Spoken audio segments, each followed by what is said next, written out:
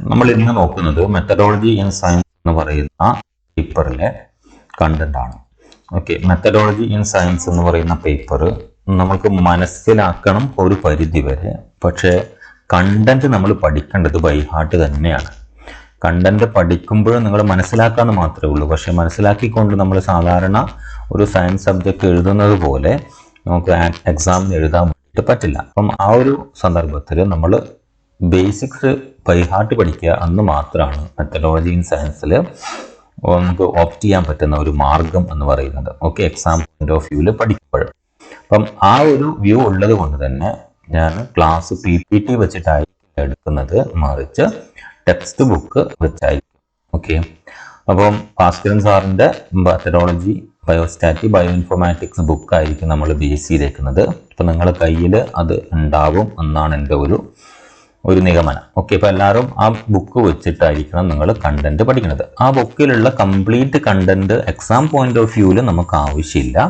പക്ഷെ എന്തുണ്ട്, നിങ്ങൾ കാര്യങ്ങൾ വ്യക്തമായിട്ട് മനസ്സിലാക്കാൻ വേണ്ടിയിട്ട് ആ ബുക്കിലുള്ള കംപ്ലീറ്റ് കണ്ടന്റ്, അതായത് പറയുന്ന പോർഷൻസ്, സിലബസിലുള്ള പോർഷൻസ് ബുക്കിൽ മെൻഷൻ ചെയ്തത് കംപ്ലീറ്റ് ആയിട്ട് വായിച്ച് മനസ്സിലാക്കാൻ ശ്രമിക്കുക. എക്സാം പോയിന്റ് ഓഫ് വ്യൂവിൽ ഇമ്പോർട്ടൻ്റ് ആയിട്ടുള്ള പോയിന്റ് മാത്രമായിരിക്കും ഞാനിവിടെ പറയുക. പക്ഷെ അത് മാത്രമായിരിക്കരുത് നിങ്ങൾ ബുക്കിൽ വായിക്കേണ്ടത്, മറിച്ച് എല്ലാം വായിക്കണം. അപ്പോൾ നിങ്ങളുടെ മനസ്സിൽ ബ്രോഡായിട്ടുള്ള ഒരു ഐഡിയ ഉണ്ടാവും. അപ്പോൾ നമ്മൾ എക്സാം, ഈ മെത്തഡോളജി എന്ന് പറയുന്ന പേപ്പറിൻ്റെ എക്സാം കമ്പാരിറ്റീവ്ലി ഈസിയർ ആയിട്ട് നിങ്ങൾക്ക് മാറും. ഓക്കെ, അപ്പോൾ നമ്മൾ മെത്തഡോളജിയിൽ മെയിൻ ആയിട്ട് 4 മൊഡ്യൂളാണ് പഠിക്കാനുള്ളത്. ഒന്ന് science, scientific studies and methods ആണ്. ഓക്കെ, അപ്പം സയൻസ് എന്താണ് സയന്റിഫിക് സ്റ്റഡി കൊണ്ട് ഉദ്ദേശിക്കുന്നത്, എന്തൊക്കെയാണ് സയന്റിഫിക് സ്റ്റഡീസിൽ ഉപയോഗിക്കുന്ന മെത്തേഡ്സ്, അപ്പം സയന്റിഫിക് മെത്തേഡ്സ് എന്തൊക്കെയാണ് എന്നുള്ളതാണ്. രണ്ടാമത്തെ മൊഡ്യൂൾ എന്ന് പറയുന്നത് എക്സ്പെരിമെന്റേഷന്റെ പ്രിൻസിപ്പിളും പ്രൊസീജിയറും ആണ്. മൂന്നാമത്തത് ethics in science and animal ethics ആണ്. ഓക്കെ, അങ്ങനെ 4 ഞാൻ പറഞ്ഞു വരും. 3 മൊഡ്യൂളാണ് നമുക്ക് ഈ പേപ്പറിലുള്ളത്. ടോട്ടൽ 15 അവേഴ്സ് ആണ് നമ്മൾ പഠിക്കാനുള്ളത്. ഓക്കെ, അപ്പം അതിൽ ഫസ്റ്റ് പോർഷൻ ആയിരിക്കും നമ്മൾ ഈ വീഡിയോയിൽ ഡിസ്കസ് ചെയ്യാൻ പോകുന്നത്. എന്ന് വെച്ച് കഴിഞ്ഞാൽ ഫസ്റ്റ് പോർഷൻ എന്ന് പറയുന്നത് module 1 science and scientific studies and methods എന്ന് പറയുന്ന യൂണിറ്റിലെ പാർട്ട് A ആയിട്ട് സയൻസ് ആൻഡ് സയന്റിഫിക് സ്റ്റഡീസ് എന്ന കണ്ടന്റ് ആയിരിക്കും നമ്മൾ ഈ വീഡിയോയിൽ ഡിസ്കസ് ചെയ്യുന്നത്. ഓക്കെ, അപ്പം അതിൽ ഒന്നാമത്തെ പോയിന്റ് ആണ് സയൻസ് ആസ് ഹ്യൂമൻ ആക്ടിവിറ്റി എന്ന് പറയുന്നത്. Okay, science as human activity.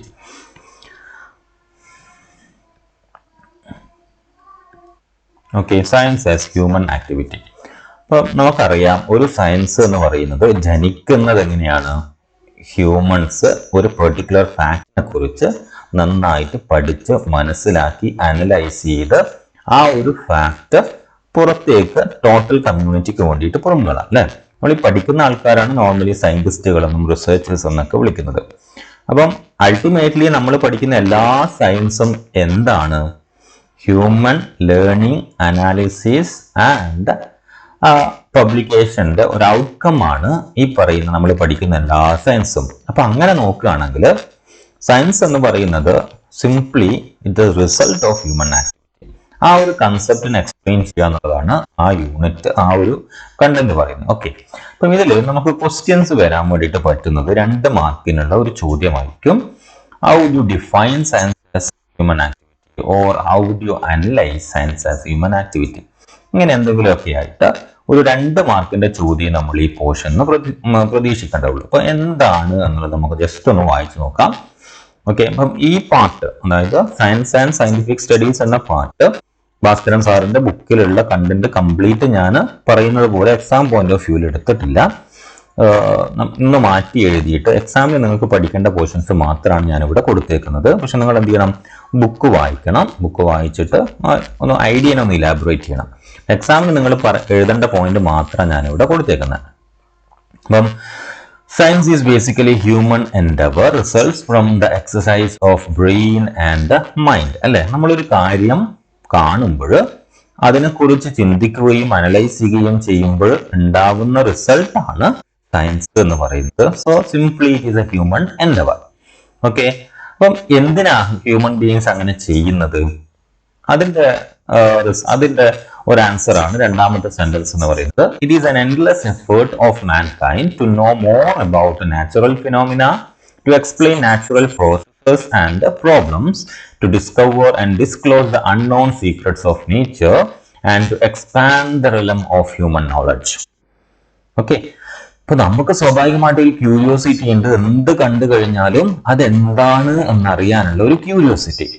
ആ ഒരു ക്യൂരിയോസിറ്റി കാരണം നമ്മൾ അൾട്ടിമേറ്റ് എയിം എന്താണ്? നമ്മളെ ഹ്യൂമൻ നോളജ് പെർസ്പെക്റ്റീവിൽ അത് ഇലാബറേറ്റ് ചെയ്യുക എന്നുള്ളതാണ്. രണ്ടാമത്തെ എന്താണ്? അതെന്താണെന്ന് അറിയുക എന്നുള്ളതാണ്. ഓക്കെ, അപ്പം നമ്മൾ എന്ത് നാച്ചുറൽ ഫിനോമിന കണ്ടു കഴിഞ്ഞാലും അതെന്താണെന്ന് അറിയാനുള്ള ഒരു ടെൻഡൻസി ഉണ്ടാവും. അങ്ങനെ ഹ്യൂമന്റെ നോളജ് ഇലാബറേറ്റ് ചെയ്യാനുള്ള ഒരു ടെൻഡൻസി ഉണ്ടാവും.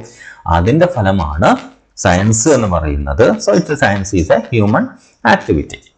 നൗ ഒരു സയന്റിഫിക് ഫാക്ട് എങ്ങനെ പുറത്തേക്ക് വരും എന്നുള്ളതാണ്. ഓക്കെ, അപ്പം എങ്ങനെ പുറത്തേക്ക് വരുന്നത്? It is by the following activities managed by the human beings. എന്താ അതൊക്കെ?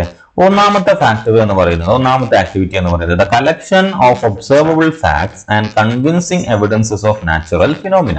അല്ലെ, നമുക്ക് കാണാൻ വേണ്ടി പറ്റുന്ന ഒരു നാച്ചുറൽ ഫിനോമിനന്റെ എല്ലാവിധ ഡീറ്റെയിൽസും നമ്മൾ കളക്ട് ചെയ്യുന്നുണ്ട്. അല്ലെ, ഒരു സയൻസ് ഐഡിയ ക്രിയേറ്റ് ചെയ്യാൻ വേണ്ടിയിട്ട് നമ്മൾ ആദ്യം ചെയ്യുന്നത് ഒരു ഒബ്സർവേഷൻ കണ്ടു കഴിഞ്ഞാൽ ആ ഒബ്സർവേഷനുമായിട്ട് ബന്ധപ്പെട്ട എല്ലാ ഡീറ്റെയിൽസും നമ്മൾ കളക്ട് ചെയ്യും. Now we will be recording that collected data. ആ ഒബ്സർവേഷനെ ബേസ് ചെയ്തിട്ടുള്ള ഡാറ്റ നമ്മൾ റെക്കോർഡ് ചെയ്യുന്നുണ്ട്. അതിനുശേഷം ആ റെക്കോർഡ് ചെയ്ത ഡാറ്റനെ നമ്മൾ എന്ത് ചെയ്യും? അനലൈസ് ചെയ്യും. എന്തുകൊണ്ട്, എങ്ങനെ, ഹൗ, വൈ, അങ്ങനെയുള്ള ചോദ്യങ്ങൾ കൊണ്ട് നമ്മൾ ആ പറയുന്ന ഒരു ഡാറ്റയെ അനലൈസ് ചെയ്യും. അപ്പൊ അങ്ങനെ അനലൈസ് ചെയ്യുമ്പോൾ നമ്മൾ അവസാനം എങ്ങോട്ട് എത്തും? ഒരു പെർട്ടിക്കുലർ കൺക്ലൂഷനിലേക്ക് എത്തും. അല്ലെ, ഒരു ഇൻഫറൻസിലേക്ക് എത്തും, അല്ലെങ്കിൽ കൺക്ലൂഷനിലേക്ക് എത്തും. ആ കൺക്ലൂഷനെ ബേസ് ചെയ്ത് നമ്മൾ ഹൈപ്പോത്തസിസും തിയറിയും ക്രിയേറ്റ് ചെയ്യും. അതാണ് സയൻസ് എന്ന് പറയുന്നത്. ഓക്കെ, സോ അതാണ് last point, the formulation of theoretical explanation on the basis of the conclusion and the inferences. So അതും കൂടെ പൂർത്തിയായി കഴിഞ്ഞാൽ ആ പെർട്ടിക്കുലർ ഒബ്സർവേഷന്റെ ബേസ് ആയിട്ട് വരുന്ന സയൻസ് അവിടെ എക്സ്പ്ലോയിറ്റ് ചെയ്യപ്പെട്ടു, അല്ലെങ്കിൽ പുറത്തേക്ക് കാണിച്ചു, എക്സ്പോസ്ഡ് ആയി. ഓക്കെ, അതാണ് സയൻസ് എന്ന് പറയുന്നത്. അതിനപ്പുറത്തേക്ക് ഒന്നുമല്ല. അപ്പം ആസ് എ റിസൾട്ട് നമുക്ക് പറയാം science is a human activity. Okay, scientific facts derived in such a way enables better understanding of the past and the present and also the prediction about the future.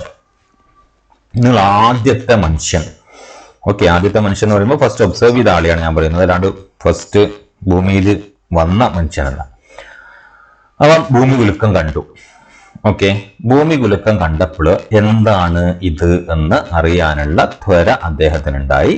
അപ്പൊ അദ്ദേഹം അതിനെക്കുറിച്ച് കാര്യമായിട്ട് observe ചെയ്തപ്പോൾ അവസാനം ഒരു കൺക്ലൂഷനിലേക്ക് എത്തി. ഭൂമി കുലുക്കം ഉണ്ടാവുന്ന ഇന്ന റീസൺ കൊണ്ടാണ്, ഭൂമിയിലെ ചില ഏരിയയിൽ ഭൂമി കുലുക്കത്തിനുള്ള സാധ്യത കൂടുതലാണ് എന്നൊക്കെ അങ്ങനെ ഗ്രാജുവലി കണ്ടുപിടിച്ചു. അയാൾ തന്നെ കണ്ടുപിടിക്കണമെന്നില്ല, അയാൾക്ക് ശേഷം വന്ന് കുറെ ആൾക്കാരും കൂടെ അതിനെക്കുറിച്ച് പഠിച്ചപ്പോൾ അത് കണ്ടുപിടിച്ചു. അപ്പം പ്രസന്റിനെ കുറിച്ച് മനസ്സിലാക്കാൻ വേണ്ടിയിട്ട് പറ്റി, അല്ലെ. പാസ്റ്റിലും ഇത് നടന്നിട്ടുണ്ട് എന്നുള്ളത് ആദ്യം പഠിച്ച ആളുടെ റെഫറൻസ് വെച്ചിട്ട് മനസ്സിലാക്കി. അങ്ങനെ വന്നപ്പോൾ ഇനി ഇത് ഉണ്ടാവുമോ ഈ ഒരു പെർട്ടിക്കുലർ സെഗ്മെന്റിൽ, ഇവിടെ ഈ ഭൂമിയിലെ ഈ പോർഷനിൽ ഇനി ഇത് ഉണ്ടാവാനുള്ള ചാൻസ് ഉണ്ടോ ഇല്ലേ, അങ്ങനെ പ്രെഡിക്റ്റ് ചെയ്യാനും പറ്റും, അല്ലെ. കാരണം ആ സ്ഥലത്തെ ഭൂമിയുടെ പ്രത്യേകതകൾ വെച്ചിട്ട് നമുക്ക് എന്ത് ചെയ്യാം, ഇത് ഭൂചലന സാധ്യതയുള്ള പ്രദേശമാണോ അല്ലേ എന്ന് നമുക്ക് പ്രെഡിക്റ്റ് ചെയ്യാനും വേണ്ടി. അപ്പൊ ഫ്യൂച്ചറും പ്രെഡിക്റ്റ് ചെയ്യാനുള്ള ഒരു ലെവലിലേക്ക് എത്തി. അപ്പം സയൻസ്, ഹ്യൂമൻ ബീയിങ്സ് സയൻസിനെ ഡെവലപ്പ് ചെയ്യാനുള്ള ഒരു റീസൺ എന്ന് പറയുന്നത് പാസ്റ്റിനെ കുറിച്ചും പ്രസന്റിനെ കുറിച്ചും മനസ്സിലാക്കാനും അതുപോലെ തന്നെ ഇതിനെ ബേസ് ചെയ്തിട്ട് ഒരു ഫ്യൂച്ചർ പ്രൊഡിക്ഷനും കൂടെ വേണ്ടിയിട്ടാണ്. ഓക്കെ, അതാണ് ആ പാരഗ്രാഫ് പറയുന്നത്.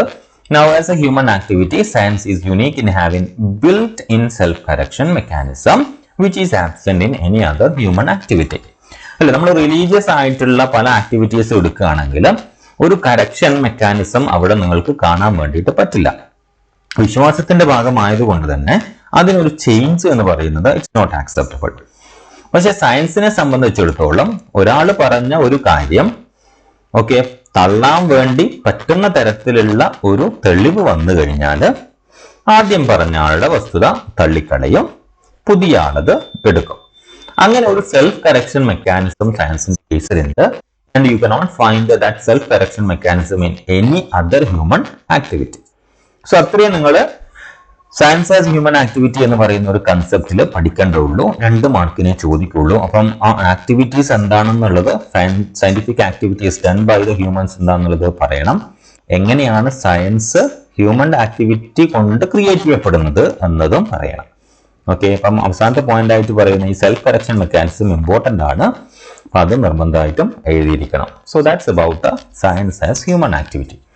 ഇനി രണ്ടാമത്തെ കൺസെപ്റ്റ് ആണ് സയന്റിഫിക് ആറ്റിറ്റ്യൂഡ് എന്ന് പറയുന്നത്. ഓക്കെ, നിങ്ങൾ ഒരു കാര്യം ആലോചിക്കുക. നിങ്ങളുടെ അടുത്ത കൂട്ടുകാരനും വേറൊരു കച്ചറ ഉണ്ടാക്കുന്ന ഒരു വ്യക്തിയായിട്ട് ഒരു ഫൈറ്റ് നടക്കുകയാണ്. ഓക്കെ, ഫൈറ്റ് നടന്ന് പിടിച്ചു മാറ്റി നിങ്ങളുടെ മനസ്സിലേക്ക് ആദ്യം എത്തുന്ന ആ ഫൈറ്റിന് കാരണമായിട്ടുള്ള തെറ്റ് ചെയ്ത ആൾ ആരായിരിക്കും? നിങ്ങളെ സംബന്ധിച്ചിടത്തോളം നിങ്ങളുടെ നല്ലൊരു കൂട്ടുകാരനാണ് അല്ലേ, അവൻ ഇതുവരെ അങ്ങനെ ചെയ്യുന്ന ഒരു തെറ്റൊന്നും ചെയ്യുന്ന ആളൊന്നല്ല. അപ്പൊ അതിന്റെ ബേസിൽ നമ്മൾ പറയും അവൻ മറ്റവനാണ്, ആ ഉഴപ്പനാണ് കുഴപ്പക്കാരൻ, ഇവനല്ല എന്നുള്ള ഒരു പ്രഡിക്ഷനിലേക്ക് നമ്മൾ എത്തും. എന്തിന്റെ ബേസിലാണ്? നമ്മള് ഹിസ്റ്റോറിക്കൽ ആയിട്ടുള്ള ഒരു അനാലിസിസ്, അത് നമ്മളെ പ്രീവിയസ് ഹിസ്റ്ററിയുടെ ബേസിലാണ് അത് നടന്നത്. ഒരു അനാലിസിസും നമ്മൾ ആ ഫൈറ്റിനെ കുറിച്ച് ഒരു അനാലിസിസും നടത്തിയിട്ടില്ല. ജസ്റ്റ് നിങ്ങൾക്ക് നിന്റെ കൂട്ടുകാരൻ അറിയാം, നിങ്ങളെ കൂട്ടുകാരൻ അറിയാം എന്നുള്ളതിന്റെ ബേസിലാണ് നിങ്ങൾ അങ്ങനെ ഒരു പ്രൊഡിക്ഷനിലേക്ക് എത്തിയത്. പക്ഷേ സയന്റിഫിക് ആറ്റിറ്റ്യൂഡ് എന്ന് പറയുന്നത് അതല്ല. ഇപ്പൊ നമ്മൾ സയന്റിഫിക് ആറ്റിറ്റ്യൂഡായിട്ട് ആ ഒരു പ്രശ്നത്തിന് നിങ്ങൾ എങ്ങനെ അഭിമുഖീകരിക്കുക? അവിടെ കണ്ടുകൊണ്ടിരുന്ന ആൾക്കാരോട് ഡാറ്റ കളക്ട് ചെയ്യും അല്ലെ. ഇവര് ഫൈറ്റ് ചെയ്തപ്പോൾ എന്തിന്റെ പേരിലായിരുന്നു ഫൈറ്റ് ചെയ്തത്, ആരെയാണ് ആദ്യം തല്ലിയത്, അല്ലെങ്കിൽ ആരാണ് ആദ്യം തെറി പറഞ്ഞത്, ഇങ്ങനെയുള്ള വസ്തുതകൾ നമ്മൾ അവിടെയുള്ള ആൾക്കാരോട് അന്വേഷിക്കും. ഏതെങ്കിലും ആളോട് അന്വേഷിച്ചാൽ മതിയോ? പോരാ. ഏതെങ്കിലും ആളോട് അന്വേഷിച്ചാൽ പ്രശ്നം, ആ അന്വേഷിക്കുന്നത് നിങ്ങൾ ഓപ്പോസിറ്റ് ആളുടെ ഫ്രണ്ട് ആണെങ്കിൽ ഡെഫിനറ്റ്ലി നിങ്ങളെ ഫ്രണ്ടിനെ കുറിച്ച് കുറ്റം പറയുള്ളൂ. അപ്പം അവിടെ കൂടി നിൽക്കുന്ന ഒരു പറ്റം ആളുകളോട് നിങ്ങൾ അന്വേഷിക്കണം. ഇനി അല്ലാത്ത പ്രൂഫ്, ഇപ്പം കറന്റ്ലി സിറ്റുവേഷൻ ആണെങ്കിൽ നമുക്ക് എന്ത് ചെയ്യും? CCTV ഉണ്ടോ ഒന്ന് നോക്കും. ഇനി തെറ്റ് ആരുടെ ഭാഗത്താണ് എന്നുള്ളത് അനലൈസ് ചെയ്യാൻ വേണ്ടിയിട്ട് അങ്ങനെയുള്ള ഡാറ്റ കളക്ട് ചെയ്തതിനു ശേഷം ആ ഡാറ്റ അനലൈസ് ചെയ്ത് ഒരു കൺക്ലൂഷനിൽ എത്തുന്നു. അങ്ങനെ തീരുമാനിക്കുകയാണ് എക്സ് ഓർ വൈ ആരാണ് കുറ്റക്കാർ എന്നുള്ളത്. ഇങ്ങനെ വരികയാണെങ്കിൽ ഇതിനെയാണ് നമ്മൾ സയന്റിഫിക് ആറ്റിറ്റ്യൂഡ് എന്ന് പറയാം. ഓക്കെ, ഇപ്പൊ റാഷണാലിസം അവിടെ വന്നു, ഒരു പ്രിജുഡൈസ് മൈൻഡ് ഇല്ല. പ്രിജുഡൈസ് എന്ന് പറഞ്ഞാൽ നിങ്ങളെ കൂട്ടുകാരൻ തെറ്റ് ചെയ്യില്ല എന്ന് പറയുന്ന ഒരു പ്രിജുഡൈസ് മൈൻഡ് ഇല്ല. ആ നിങ്ങളുടെ കൂട്ടുകാരനാണ് അത് എന്ന ബയാസ്ഡ് മൈൻഡ് ഇല്ല. ഓക്കെ, ഇപ്പൊ അങ്ങനെയൊന്നും ഇല്ലാത്ത റാഷണൽ ആയിട്ട് തിങ്ക് ചെയ്ത് അനലൈസ് ചെയ്ത് ആ പ്രോബ്ലത്തിന് നമ്മൾ അഭിമുഖീകരിക്കുമ്പോൾ ഈ ഒരു ടൈപ്പ് ഓഫ് മെന്റാലിറ്റിനെയാണ് നമ്മൾ സയന്റിഫിക് ആറ്റിറ്റ്യൂഡ് എന്ന് പറയുന്നത്. അപ്പൊ അതിന് എക്സാം പോയിന്റ് ഓഫ് വ്യൂവിൽ നിങ്ങൾ പറയുമ്പോൾ ഒരു ഇംഗ്ലീഷിലെ ഡെഫിനിഷനും കാര്യങ്ങളൊക്കെ വേണമല്ലോ. അപ്പൊ നിങ്ങൾ എന്താണ് സയന്റിഫിക് ആറ്റിറ്റ്യൂഡ് എന്ന് നോക്കാം നമുക്ക്. Scientific attitude or scientific temper is A rational. എന്താ റാഷണൽ എന്ന് പറഞ്ഞു കഴിഞ്ഞാൽ നിങ്ങൾ അനലൈസ് ചെയ്തിട്ട് മാത്രം കാര്യങ്ങൾ തീരുമാനിക്കുക, പ്രിജുഡൈസ്ഡ് ആയിട്ടോ അല്ലെങ്കിൽ ബിലീഫിന്റെ ബേസിലോ ഒന്നും തീരുമാനിക്കാതിരിക്കുക. And ideological outlook of mankind on issues and problems. ഇവിടെ പറയുന്ന ഇഷ്യൂസ് ആൻഡ് പ്രോബ്ലംസ് എന്ന് പറയുന്നത് ഞാൻ ഈ പറഞ്ഞ ഇഷ്യൂസ് അല്ല, മറിച്ച് സയന്റിഫിക് ഇഷ്യൂസ് ആണ് മെയിൻ ആയിട്ട്. എന്നാലും നമ്മളൊരു സയന്റിഫിക് ആട്രിബ്യൂട്ട് ഉള്ള ഒരാളാണെങ്കിൽ നമ്മൾ ഏത് പ്രശ്നത്തെയും അങ്ങനെയായിരിക്കും അഭിമുഖീകരിക്കുക. ഒട്ടും ബയാസ്ഡ് ആവാതെ നമ്മൾ കാര്യങ്ങൾ തീരുമാനിക്കും. ഓക്കെ, അപ്പം ഇഷ്യൂസ് ആൻഡ് പ്രോബ്ലംസ്. അപ്പോൾ നമ്മൾ മെയിൻ ആയിട്ട് സയൻസിൽ പറയുന്നത് സയന്റിഫിക് ഇഷ്യൂസ് ആൻഡ് പ്രോബ്ലംസ് ആണ്. ഓക്കെ, അല്ലാത്ത പ്രോബ്ലം ആണെങ്കിലും നിങ്ങൾ സയന്റിഫിക് ആട്രിബ്യൂട്ട് ഉള്ള ഒരാളാണെങ്കിൽ, ആറ്റിറ്റ്യൂഡ് ഉള്ള ഒരാളാണെങ്കിൽ you will be facing that in a rational manner. Okay, so it is free from bias. Bias എന്ന് പറഞ്ഞു കഴിഞ്ഞാൽ അതെന്റെ കൂട്ടുകാരനാണ് എന്ന ചിന്ത, അവൻ അങ്ങനെ ഒരു കാര്യം ചെയ്യില്ല എന്ന ചിന്ത. പ്രിജുഡൈസ് മൈൻഡും അത് തന്നെയാണ്. ഓക്കെ, അപ്പൊ എന്റെ കൂട്ടുകാരനായതുകൊണ്ട് ഞാൻ അവനെ സപ്പോർട്ട് ചെയ്യണം എന്ന് പറയുന്ന ചിന്തയാണ് ബയാസ്ഡ്. പ്രിജുഡൈസ് എന്ന് പറഞ്ഞാൽ അവൻ നല്ല കൂട്ടുകാരനാണ് അതുകൊണ്ട് അവൻ അത് ചെയ്യില്ല, ഉറപ്പായിട്ടും അങ്ങനെ ചെയ്യില്ല എന്ന് പറയുമ്പോഴാണ് അത് പ്രിജുഡൈസ് ആവുക. Okay, and pre conceived notions. Prejudice എന്ന് പറയുന്ന ഒരു കൺസെപ്റ്റിലേക്ക് എത്തിക്കുന്നത് എന്താണ്? നിങ്ങളുടെ മുമ്പുള്ള എക്സ്പീരിയൻസ് ആണ്, ആ കൂട്ടുകാരനായിട്ട് മുമ്പുള്ള എക്സ്പീരിയൻസ് ആണ്. അതിനാണ് നമ്മൾ പ്രീ കൺസീവ്ഡ് നോഷൻസ് എന്ന് പറയുന്നത്. നിങ്ങൾ മുമ്പേ നിങ്ങൾ അറിയുന്ന ആൾക്കാരാണ്, അവൻ ഇന്ന നല്ല കാര്യങ്ങളൊക്കെ മാത്രം ചെയ്യുന്ന ആളാണ് എന്നുള്ള ഒരു pre conceived Notion. And it involves rational thinking. അപ്പം എന്തൊക്കെ ഇല്ല? ബയാസ് ഇല്ല, പ്രിജുഡൈസ് മൈൻഡ് ഇല്ല, പ്രീ കൺസീവ്ഡ് നോഷൻസിനെ പരിഗണിക്കില്ല. അപ്പൊ ഇങ്ങനെ വരുമ്പോൾ ഇതല്ലാതെ എന്താ നടക്കുന്ന? പക്ഷെ എന്തൊക്കെയാ ഉള്ളത്? റാഷണൽ തിങ്കിങ് ഉണ്ട്. എന്ന് വെച്ച് കഴിഞ്ഞാൽ അനാലിസിസിന്റെ ബേസിൽ, പ്രൂഫിന്റെ ബേസിൽ മാത്രം കാര്യങ്ങൾ തീരുമാനിക്കുമ്പോഴാണ് അതിന് റാഷണൽ തിങ്കിങ് എന്ന് പറയാം. ഇന്റലക്ച്വൽ റീസണിങ് ഉണ്ട്, നിങ്ങൾക്ക് യാതൊരു കണക്ഷനും ഇല്ല ആ രണ്ടുപേരുമായിട്ട് എന്ന അവസ്ഥയിൽ നിങ്ങൾ ആ കാര്യത്തിനെ അഭിമുഖീകരിക്കുമ്പോഴാണ് ഇത് ഇന്റലക്ച്വൽ റീസണിങ് ആവാം.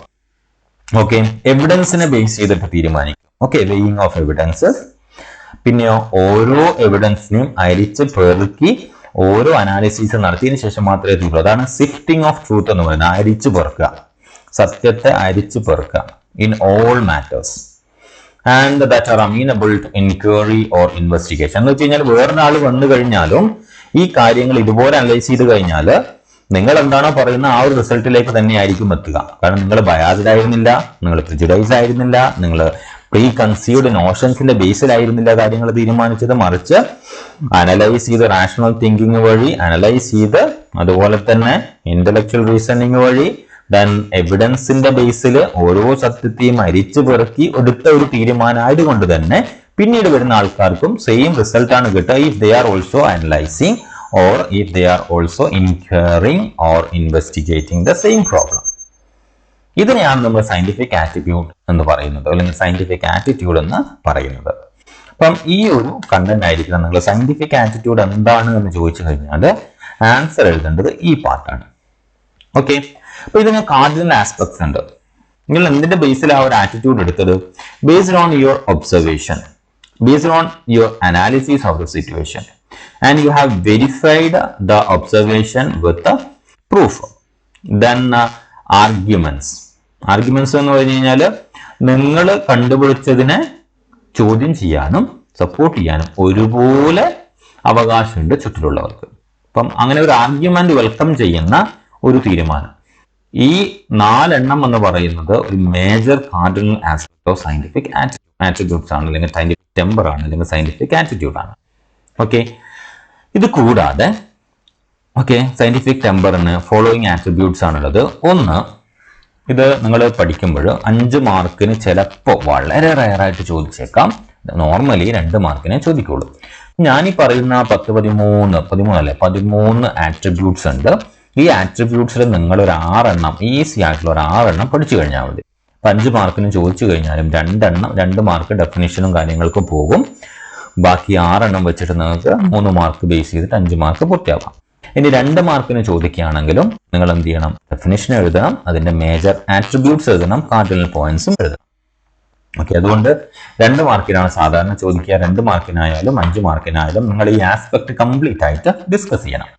ഓക്കെ, നമുക്ക് എന്തൊക്കെയാണ് ആട്രിബ്യൂട്ട്സ് എന്ന് നോക്കാം. ഒന്ന്, മെന്റൽ ആക്ടിവിസം, അല്ലെ? നമ്മൾ അനലൈസ് ചെയ്യണം കൃത്യമായിട്ട് കാര്യങ്ങൾ. ക്യൂരിയോസിറ്റി, ആ പ്രശ്നം എന്താണെന്ന് അറിയാനുള്ള ഒരു ത്വര വേണം നമുക്ക്. ഓക്കെ, ഞാനിത് പറയുന്നത് ഇതിന്റെ ഡെഫിനിഷൻ ഇംഗ്ലീഷിൽ ഇവിടെ ഉണ്ട്, സാറിന്റെ ടെക്സ്റ്റ് ബുക്കിലുള്ള അതേ സാധനമാണ്. നമുക്ക് ഈ പോയിന്റുകൾ മതി, നിങ്ങൾ ഇഷ്ടം പോലെ അത് ഡിഫൈൻ ചെയ്യാം. കൺസെപ്റ്റ് എന്താണെന്ന് മനസ്സിലാക്കി. ക്യൂരിയോസിറ്റി എന്ന് പറഞ്ഞ കാര്യങ്ങൾ അറിയാനുള്ള ത്വരേനെയാണ് നമ്മൾ പറയുക. ഓപ്പൺ മൈൻഡഡ്നെസ്, നിങ്ങളെ കൂട്ടുകാരനാണ് എന്ന് വിചാരിച്ചിട്ട് നിങ്ങൾ ഒരു ബയാസ്ഡ് ആയിട്ടുള്ള സിറ്റുവേഷനിലേക്ക് പോകുന്നില്ല. എല്ലാവരും പറയുന്നത് അനലൈസ് ചെയ്യാൻ നിങ്ങൾ തയ്യാറാണ്. അതാണ് ഓപ്പൺ മൈൻഡഡ്നെസ് എന്ന് പറയുന്നത്. ആബ്സെൻസ് ഓഫ് ഡോഗ്മാറ്റിസം, നിങ്ങൾ പറയുന്നതാണ് ശരി എന്ന് പറയുന്ന ഒരു വാശിയോ പിടിവാശിയോ ഒന്നും നിങ്ങൾക്കില്ല. അതിനെയാണ് നമ്മൾ ആബ്സെൻസ് ഓഫ് ഡോഗ്മാറ്റിസം എന്ന് പറയുന്നത്. ഡോഗ്മാറ്റിസം എന്ന് പറയുന്നത് നിങ്ങളൊരു പറയുന്ന കാര്യത്തിൽ സ്റ്റബോൺ ആയിട്ട് നിൽക്കുക, ആരെന്ത് പ്രൂഫ് കൊണ്ടുവന്നു കഴിഞ്ഞാലും ഞാനത് വിശ്വസിക്കില്ല എന്ന് പറയുക. അതാണ് ഡോഗ്മാറ്റിസം എന്ന് പറഞ്ഞു കഴിഞ്ഞാൽ. അപ്പൊ അങ്ങനെയല്ല, ആബ്സെൻസ് ഓഫ് ഡോഗ്മാറ്റിസം ആണ് സയന്റിഫിക് ആറ്റിറ്റ്യൂഡിന്റെ ഒരു പ്രത്യേകത. ദെൻ ഇന്റലക്ച്വൽ ഹോണസ്റ്റി, നിങ്ങളോട് തന്നെ സത്യസന്ധത കാണിക്കും. എന്ന് വെച്ച് കഴിഞ്ഞാൽ നമ്മളൊരു കാര്യം ചെയ്യും, അല്ലെ? അപ്പൊ നമ്മളൊക്കെ അറിയാം നമ്മൾ ചെയ്യുന്നത് ശരിയാണോ തെറ്റാണോ എന്നുള്ളത്. നമ്മൾ ചെയ്യുന്നത് തെറ്റാണ് എന്ന് മനസ്സിലാക്കിക്കൊണ്ട് തന്നെ ബാക്കിയുള്ളവരെ അത് ശരിയാണ് എന്ന് പ്രൂവ് ചെയ്യാൻ വേണ്ടിയിട്ട് ശ്രമിക്കുമ്പോഴാണ് അവിടെ ഇന്റലക്ച്വൽ ഹോണസ്റ്റി ഇല്ല എന്ന് പറയാം. നമ്മൾ മനസ്സിലാക്കിയ വസ്തുത അതേ പ്രകാരം സത്യമാണെങ്കിലും തെറ്റാണെങ്കിലും ശരിയാണെങ്കിലും ഒക്കെ അതുപോലെ പറയുമ്പോൾ അവിടെയാണ് ഇന്റലക്ച്വൽ ഹോണസ്റ്റി എന്ന് പറയുന്നത്. അപ്പൊ ഇന്റലക്ച്വൽ ഹോണസ്റ്റി എന്ന് പറയുന്നത് ഒരു സയന്റിഫിക് ആട്രിബ്യൂട്ടിന്റെ അല്ലെങ്കിൽ ആറ്റിറ്റ്യൂഡിന്റെ പ്രത്യേകതയാണ്, സയന്റിഫിക് ടെമ്പർ. അടുത്താണ് റാഷണൽ തിങ്കിങ്. ഓക്കെ, അപ്പൊ ലോജിക്കൽ തിങ്കിങ്ങേ അവിടെ ഉള്ളൂ. ഒരു ഇമോഷനും നിങ്ങളെ ബ്ലോക്ക് ചെയ്യില്ല. ലോജിക്കൽ തിങ്കിങ് മാത്രം, പ്രൂഫിനെ ബേസ് ചെയ്തിട്ടുള്ള അനാലിസിസ്, എവിഡൻസിനെ ബേസ് ചെയ്തുകൊണ്ടിട്ടുള്ള അനാലിസിസ്. ഓക്കെ, ലോജിക്കലായിട്ട് മാത്രം, ഒരു ഇമോഷനും അവിടെ വിലപ്പോവില്ല എന്ന് പറയുന്ന ഒരു കൺസെപ്റ്റിനെയാണ് നമ്മൾ റാഷണൽ തിങ്കിങ് എന്ന് പറയുന്നത്. Critical thinking. നിങ്ങൾ കണ്ടുപിടിച്ച വസ്തുതയെ തന്നെ പല ആംഗിളിൽ നിങ്ങൾ തന്നെ ചോദ്യം ചെയ്യുമ്പോൾ അതിനെയാണ് നമ്മൾ ക്രിട്ടിക്കൽ തിങ്കിങ് എന്ന് പറയുക. എപ്പോഴും നമുക്ക് ഈ ഒരു കണ്ടന്റ് ആവശ്യമാണ് ക്രിട്ടിക്കൽ തിങ്കിങ് എന്ന് പറയുന്നത്. ഓക്കെ, നമ്മൾ കണ്ടുപിടിച്ച ഒരു കാര്യത്തെ ബാക്കിയുള്ളവർ ചോദ്യം ചെയ്യുന്നതിന് മുമ്പ് തന്നെ നമ്മൾ കണ്ടുപിടിച്ച കാര്യത്തെ നമ്മൾ ചോദ്യം ചെയ്യണം, എല്ലാ ആംഗിളിലും ചോദ്യം ചെയ്യണം. അതിനെയാണ് നമ്മൾ ക്രിട്ടിക്കൽ തിങ്കിങ് എന്ന് പറയുന്നത്. അതിനുശേഷം മാത്രമേ നമ്മളത് പുറത്തുവിടാവുള്ളൂ. ഓക്കെ, അപ്പം ഇങ്ങനെ ഒരു കൺസെപ്റ്റ് ഞാൻ മുമ്പോട്ട് കൊണ്ടുപോയി കഴിഞ്ഞാൽ എന്തൊക്കെ ചോദ്യങ്ങൾ ഉണ്ടാവും, അതിനൊക്കെ ആൻസർ എന്റെ കയ്യിലുണ്ടോ എന്ന് നമ്മൾ അനലൈസ് ചെയ്ത് കഴിഞ്ഞാൽ that is what called critical thinking.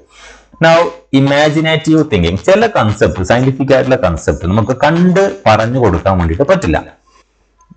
ഞാൻ ക്ലാസ്സിൽ സാധാരണ പറയുന്നതാണ്, നിങ്ങൾ മൊബൈലിന് ഉപയോഗമൊക്കെ കുറച്ചിട്ട് എന്ത് ചെയ്യണം, സയൻസ് സ്റ്റുഡൻസ് ആണെങ്കിൽ കുറച്ച് സാധാരണ കഥകളൊക്കെ, ചിത്രങ്ങളില്ലാത്ത കഥകളൊക്കെ വായിക്കണം. കാരണം ഇമാജിനേറ്റീവ് പവർ നമുക്ക് കിട്ടുക ഒരു കഥ വായിക്കുമ്പോഴാണ്. ഒരു കഥയിൽ ഒരു വ്യക്തിന്റെ ഡിസ്ക്രിപ്ഷൻ നമുക്ക് കിട്ടുമ്പോൾ വി വിൽ ബി തിങ്കിങ്, അല്ലെ, നമ്മുടെ മനസ്സിലൂടെ ആ വ്യക്തിയുടെ മുഖം ഇങ്ങനെ പോകും. അത് നമ്മൾ ഗ്രാജുവലി ഡെവലപ്പ് ചെയ്തെടുക്കേണ്ട സംഗതിയാണ്. നമ്മൾ ഇപ്പോഴത്തെ കാലത്ത് മൊബൈൽ കാര്യമായിട്ട് ഉപയോഗിക്കുന്ന, പിക്ടോറിയൽ ആയിട്ട് എല്ലാം കാണുന്ന ആൾക്കാർക്ക് ഇല്ലാതെ പോകുന്നത് അതാണ്. അപ്പൊ ഒരു ഇമാജിനേറ്റീവ് തിങ്കിങ് നമുക്ക് ആവശ്യമാണ് സയൻസിൽ. ഓക്കെ, അപ്പം കാര്യങ്ങൾ നമ്മൾ മനസ്സുകൊണ്ട് കാണാൻ വേണ്ടി നമുക്ക് പറ്റണം. അതിനെയാണ് നമ്മൾ ഇമാജിനേറ്റീവ് തിങ്കിങ് എന്ന് പറയുന്നത്. സെൽഫ്ലെസ്നെസ്.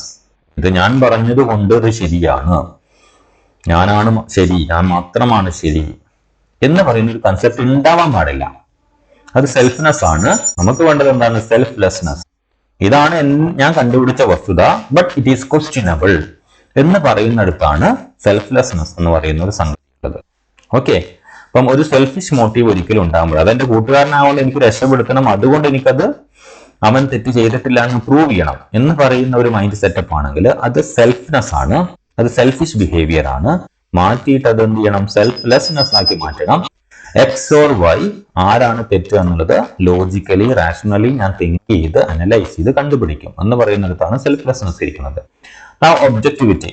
എപ്പോഴും ഒരു സയന്റിഫിക് എക്സ്പെരിമെന്റിന് എന്ത് ചെയ്യാൻ പോകുന്നു എന്നുള്ള ഒരു എയിം ഉണ്ടാവണം. അതിനെയാണ് നമ്മൾ ഒബ്ജക്ടിവിറ്റി എന്ന് പറയുന്നത്. എന്ന് വെച്ച് കഴിഞ്ഞാൽ കൃത്യമായിട്ട് ആ പ്രോബ്ലത്തിലേക്ക് നമ്മൾ ഫോക്കസ് ചെയ്തുകൊണ്ടായിരിക്കണം നമ്മൾ കാര്യങ്ങൾ ചെയ്യേണ്ടത്. ഒബ്ജക്ടിവിറ്റി എന്ന് പറയുന്നത് quality of being independent and detached without being biased or prejudiced about any view point.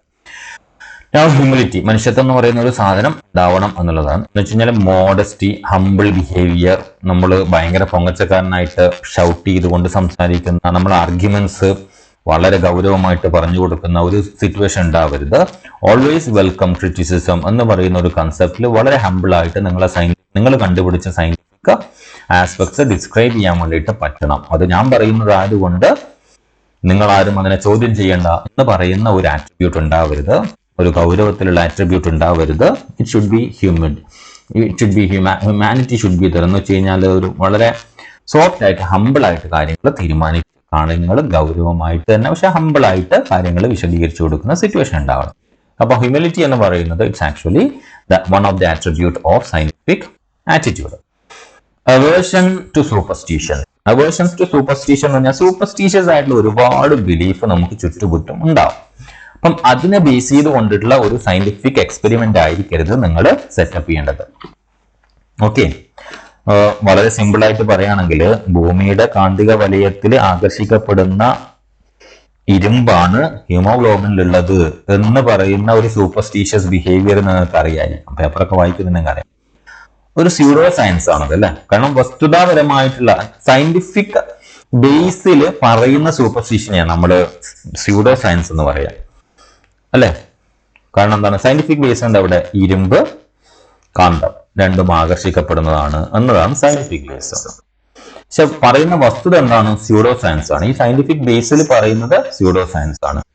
ഭൂമിയുടെ കാന്തിക ആകർഷണത്തില് ഹീമോഗ്ലോബിനിലുള്ള അയൺസ് എന്ത് ചെയ്യും?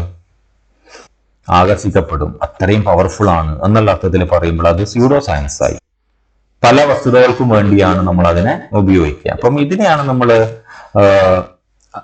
സൂപ്പർസ്റ്റിഷൻ എന്ന് പറയുന്നത്. അപ്പം അവേർഷൻ ടു സൂപ്പർസ്റ്റിഷൻ എന്ന് പറഞ്ഞാൽ ഇങ്ങനെയുള്ള വസ്തുതകൾ നമ്മൾ ഒഴിവാക്കണം. അങ്ങനെ എന്തെങ്കിലും തീരുമാനിച്ചില്ല. ഫോർ എക്സാമ്പിൾ ഖുറാനിന്റെ കാര്യം പറഞ്ഞു, അത് പ്രൂവ് ചെയ്യാൻ വേണ്ടിയിട്ട് നമ്മൾ ഒരു സയന്റിഫിക് സ്റ്റഡി നടത്തുകയാണെങ്കിൽ അത് it's against aversion to superstition. ഒരു സയന്റിഫിക് ആട്രിബ്യൂട്ട് അല്ല. നേരെ തിരിച്ച് സംഭവിക്കുകയാണെങ്കിലോ അതൊരു സയന്റിഫിക് ആട്രിബ്യൂട്ട് ആണ്. നിങ്ങൾ ഇൻഡിപെൻഡന്റ് ആയിട്ട് ഡിസ്കവർ ചെയ്ത സാധനം മുമ്പേ ഏതോ ഗ്രന്ഥത്തിലുണ്ട് എങ്കിൽ അത് നമ്മൾ പരിഗണിക്കേണ്ട ആവശ്യമില്ല. ഓക്കെ, അതങ്ങനെ സംഭവിച്ചാലും നമ്മൾ തെറ്റുമല്ല. ഓക്കെ, ഇപ്പം ഏത് കാര്യങ്ങൾ എടുക്കുകയാണെങ്കിൽ റിലീജിയസ് ആയിട്ടുള്ള കൺസെപ്റ്റിനെ സയൻസുമായിട്ട് കണക്റ്റഡ് ആയിട്ട് സംസാരിക്കാതിരിക്കുക എന്നുള്ളതാണ് അവേർഷൻ ടു സൂപ്പർസ്റ്റിഷൻ എന്ന് പറയുന്നത്. അല്ലെങ്കിൽ നമ്മൾ കാലാകാലമായിട്ട് ആചരിച്ചു പോരുന്ന എന്ത് ആചാരങ്ങളായാലും അതിനെ സയൻസിന്റെ തലയിൽ കൊണ്ട് കെട്ടിവെക്കുമ്പോൾ അത് സയൻസിനെയും കൂടെ സൂപ്പർസ്റ്റിഷൻ ആക്കുന്ന സംഭവമാണ്. അപ്പൊ അങ്ങനെ ഒരു സംഗതി ഉണ്ടാവാതിരിക്കുന്നതിനെയാണ് നമ്മൾ അവേർഷൻ ടു സൂപ്പർസ്റ്റിഷൻ എന്ന് പറയുന്നത്.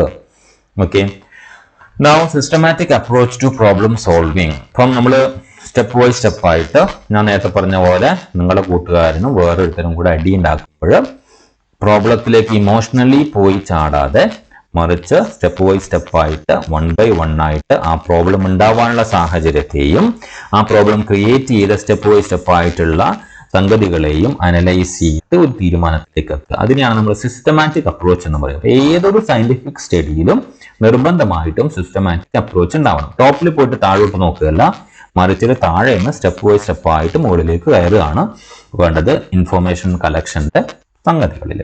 അപ്പം ഇത്രയും കാര്യങ്ങളാണ് സയന്റിഫിക് ആറ്റിറ്റ്യൂഡിന്റെ ആട്രിബ്യൂട്ട്സ് എന്ന് പറയുന്നത്, കമ്പോണൻസ് എന്ന് പറയുന്നത്. കാർഡിനൽ പോയിന്റ്സ് നമ്മൾ പറഞ്ഞു, 4 മേജർ പറഞ്ഞു, അതല്ലാതെ കുറെ ഉണ്ടെന്ന് പറഞ്ഞു. അതിന്റെ കൂടെ നിങ്ങൾ ചേർത്ത് വായിക്കേണ്ട സംഗതിയാണ് ഈ ആട്രിബ്യൂട്ട്സ് എന്ന് പറയുന്നത്. അപ്പൊ ഞാൻ പറഞ്ഞതുപോലെ എന്താണ് സയന്റിഫിക് ആറ്റിറ്റ്യൂഡ് എന്നുള്ളത്, സയന്റിഫിക് ടെമ്പർ എന്നുള്ളത് ഡിഫൈൻ ചെയ്യാൻ പറ്റണം.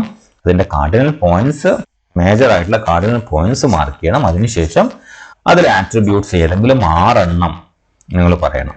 ഓക്കെ, ഇപ്പം 6 പറയുമ്പോൾ എപ്പോഴും നിങ്ങൾ ഇപ്പം ഇന്റലക്ച്വൽ ഹോണസ്റ്റി, അതൊരു ആബ്സെൻസ് ഓഫ് ഡോഗ്മാറ്റിസം, ഇതൊക്കെ ഒരു ഇമ്പോർട്ടൻറ്റ്, റാഷണൽ തിങ്കിങ്, ദെൻ